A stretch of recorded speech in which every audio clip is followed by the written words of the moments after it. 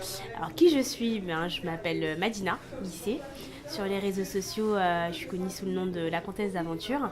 Et j'ai écrit mon premier roman jeunesse qui est Neiba, je sais tout. Pourquoi la littérature? Parce que moi, quand j'étais petite, je lisais énormément, vraiment beaucoup. Je lisais Le Petit Nicolas, Les Malheurs de Sophie, je lisais Tintin.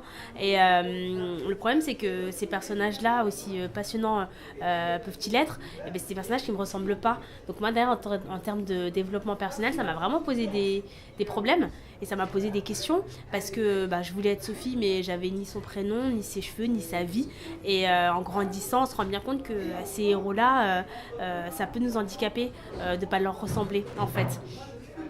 Du coup, moi, je me suis posé la question du pourquoi en 2017, on n'avait toujours pas de personnage qui ressemblait à nos neveux, nos nièces, nos enfants, nos cousins. Moi, quand je vais à la FNAC et que je veux leur offrir des livres avec des personnages qui leur ressemblent, eh ben, j'ai le choix entre Kirikou ou Tata en Congo, quoi. Je caricature à peine. Je me dis quand même en 2017, c'est dramatique. Donc, j'avais vraiment envie de me lancer là-dessus parce que je me disais qu'il y avait un vrai sujet, il y avait vraiment quelque chose à faire là-dessus. Le 30 septembre, je vais venir présenter le tome 1 de Neiba, je sais tout. Alors, ça parle d'une petite fille donc, qui s'appelle Neiba, qui est assez drôle, assez franche, un peu de mauvaise foi, mais c'est ce qui fait tout son charme, et qui a du mal à garder des secrets. Et le jour où elle en apprend un sur son grand frère Ibrahima, elle a du mal à le garder pour elle. Donc, on voit vraiment toutes les conséquences que ça peut avoir si elle le laisse filer. L'inspiration pour ce livre, elle est multiple. Je pense que je me suis inspirée de la petite fille que j'étais pour avoir un maximum de sincérité dans la démarche et puis de réalisme aussi dans les réactions.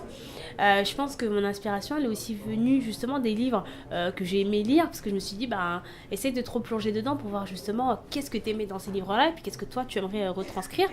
Et j'ai un petit peu couplé ça avec justement ce qui m'inspirait mais que je voyais pas dans les livres. Moi typiquement quand j'étais plus jeune, il m'arrivait de regarder Le Prince de Bel-Air.